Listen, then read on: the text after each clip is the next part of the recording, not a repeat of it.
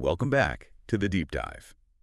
Today we're diving into something that I think is honestly super important for pretty much everyone, building real, solid financial literacy. Yeah, absolutely. It's one of those things that unfortunately a lot of people don't get enough education on. For sure. And it can really make a huge difference in, just overall well-being and feeling secure in life. Without a doubt. So for this deep dive, we've got a really detailed guide here, and it's packed with a ton of information on everything from managing your money day to day to growing your wealth over time to avoiding those debt traps that can really hold people back. Right. Our goal today is to sort of sift through all of that and pull out the most impactful, actionable things that you can actually start using in your own life. Yeah, exactly. And make it so you don't feel overwhelmed, because Yeah. it can be a lot to take in. Definitely. So just to kind of kick things off and really highlight why this is so important, there's this statistic that always kind of blows my mind.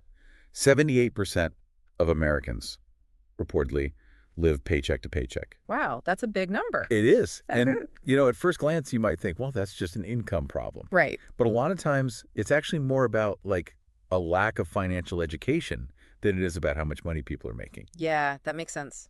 Think back to when you were growing up. Mm-hmm. Aside from maybe a piggy bank, how much did anyone actually teach you about managing your money? Not a whole lot, to be honest. Right. So that's kind of what we're trying to do here. Right. Help fill in those gaps and give you the tools you need to take control of your finances. Yeah, I think that's so valuable.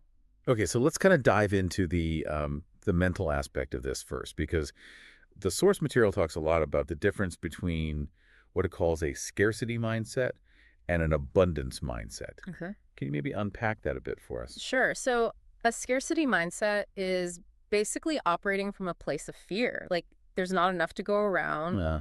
You're constantly worried about money or you're afraid to take risks because you're scared of losing what you have. Oh, I see. And this can really impact your financial decisions in a negative way. Makes sense. An abundance mindset, on the other hand, is coming from a place of possibility and opportunity. Yeah. It's believing that there's enough out there for everyone and that you have the power to create wealth and abundance in your own life. That's a much more positive way to look at it. Definitely. Yeah. And it often leads to more strategic and thoughtful financial decisions. So it's not just about how much money you have, but also your attitude towards it. Exactly. Your mindset can really make a big difference. Now, the guide also talks about this thing called the latte factor, Oh, yeah, I've heard of that. which is basically the idea that those small daily expenses, Yeah. like your morning coffee, can really add up over time and prevent you from building wealth. Right. What do you think about that? Well, it's definitely true that small expenses can accumulate. I mean, if you're spending $5 on coffee every day, that's almost $2,000 a year. Wow, that's crazy. Yeah, it can be eye-opening. But I also think it's important to keep things in perspective. Yeah, saving a few bucks here and there is great, but it's not going to magically make you rich. So it's not just about skipping your latte. No, it's more about developing good financial habits overall. Budgeting, saving, investing wisely. Right, so it's the bigger picture. Exactly. Don't sweat the small stuff too much, but make sure you've got the fundamentals down. I like that. So speaking of fundamentals, let's move on to budgeting and saving. Okay. The guide mentions this thing called the 50-30-20 rule. Yeah, that's a good one. Can you explain that a bit? Basically, you split up your after-tax income into 3 categories. 50% for your needs, 30% for your wants, and 20% for savings and debt repayment. Okay, so needs are things like rent, groceries, bills, transportation, that kind of stuff. Exactly. The essential. And wants would be entertainment, eating out, travel. Yep, the fun stuff. And then the last 20% is for, putting money aside for the future and paying off any debts you might have. Right. It's a good way to make sure you're covering all your bases and making progress towards your financial goals. Let's put some numbers to that. Sure. So let's say someone is bringing home $3,000 a month after taxes. Okay. How would that break down using this rule? So 50% for needs would be $1,500. 30% for wants would be $900. And then 20% for savings and debt repayment would be $600. Okay, that's helpful. Now, obviously, these are just guidelines. Oh, You might need to adjust them based on your individual circumstances. Yeah, if you live in a really expensive city, you might need to allocate more towards needs. Exactly. Or if you have a lot of debt, you might want to put more towards paying that down. The guide also mentions different budgeting tools, like apps, spreadsheets, even the cash envelope system. Oh, yeah. There are tons of options out there. What do you think is the best approach? Honestly, I think it's whatever works best for you. Really? Yeah. Some people love using apps because they automate a lot of the tracking. Yeah. Others prefer spreadsheets because they can customize them to their liking. I see. And some people like the visual aspect of using cash envelopes. Right. So it's really about finding what fits your personality and your lifestyle. Exactly. Experiment and see what you find easiest to stick with. And speaking of sticking with it, the source has this really inspiring example of someone who saved $10,000 in a year on a $40,000 salary. That's impressive. It is. Do you think that's achievable for most people? I definitely think it's possible.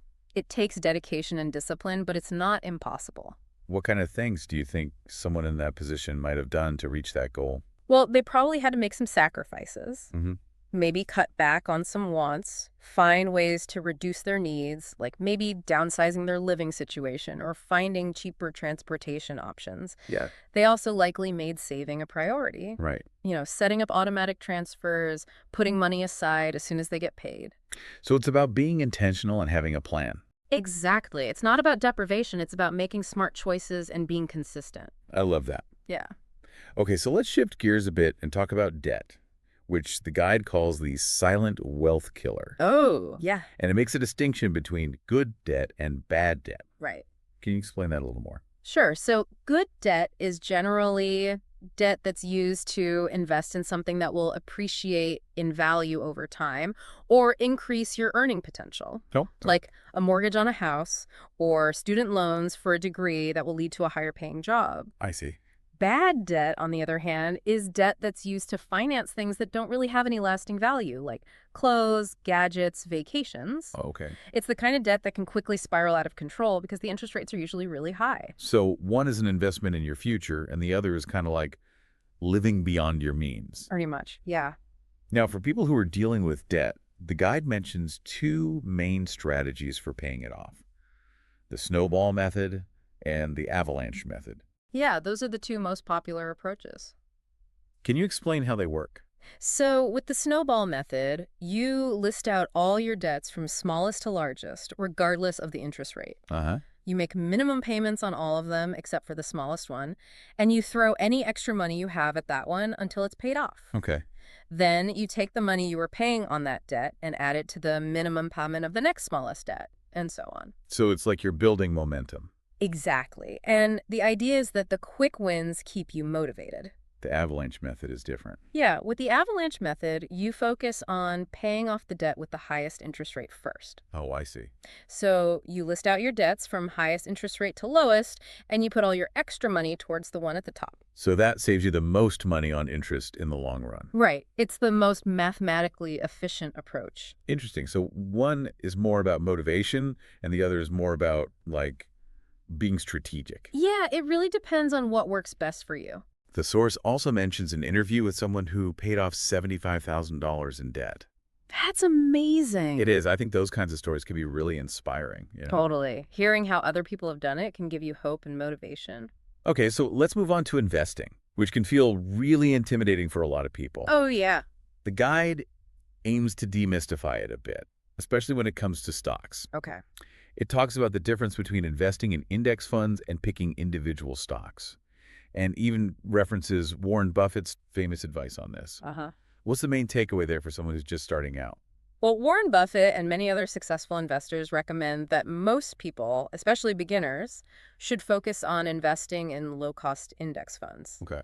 An index fund is basically a basket of stocks that tracks a specific market index, like the S&P 500. Got it. So instead of trying to pick individual winning stocks, which is really hard to do consistently, you're essentially investing in the overall market. So it's less risky. Yeah, it's a much more diversified approach, which reduces your risk. That makes sense. And historically, index funds have performed really well over the long term. Now, the guide also mentions cryptocurrency, which has been getting a lot of attention lately. Yeah, the Bitcoin hype is real. What's a balanced perspective to have on that, especially for someone who's new to investing? I think it's important to be cautious.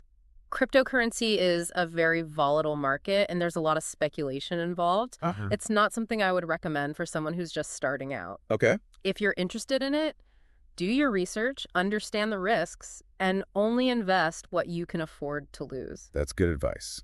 Yeah. Now, for people who are interested in real estate, The guide mentions a couple of concepts: house hacking and REITs. Oh, yeah, those are interesting options. Can you explain what they are? Sure. So house hacking is basically buying a multi-unit property like a duplex or a triplex and living in one unit while renting out the others. Okay.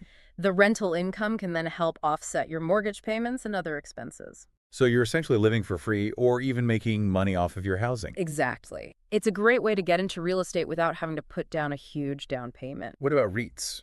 REITs, or real estate investment trusts, are companies that own and operate income-producing real estate properties. Like what kind of properties? Things like shopping centers, office buildings, apartment complexes. Oh, okay. By investing in a REIT, you're basically investing in a diversified portfolio of real estate. So it's another way to get exposure to real estate without having to buy and manage properties yourself. Exactly. Okay, so last but not least, the guide talks about scams and financial red flags. Yeah, that's important to be aware of. What are some common get-rich-quick schemes that people should watch out for? Well, multi-level marketing schemes, or MLMs, are a big one. Uh-huh. They often promise unrealistic returns and relied heavily on recruiting others into the scheme. Yeah, those always sound a bit shady. They can be. You also want to be wary of any investment opportunity that sounds too good to be true. If someone is promising guaranteed high returns with no risk, that's a huge red flag. And what about financial advisors? What are some things to look out for there? Make sure they're properly licensed and registered. Okay. Be wary of anyone who pressures you to make quick decisions or pushes you towards specific products that seem to benefit them more than you. So it's about doing your due diligence. Absolutely. Trust your gut, ask questions, and don't be afraid to get a second opinion. This has been such a great deep dive. I feel like we've covered so much ground. Yeah, we have. From mindset to budgeting, saving, debt, investing, and even avoiding scams. It's really a comprehensive overview of building financial literacy. And hopefully it's empowered people to take control of their finances and make informed decisions. Exactly. And to leave you with a final thought from the source material: try tracking every dollar you spend for the next 30 days. Oh, it's a good one. Yeah, don't even worry about changing your habits. Just track where your money is going. It can be really eye-opening. It can. And that awareness is the first step towards making positive changes. Thanks for diving deep.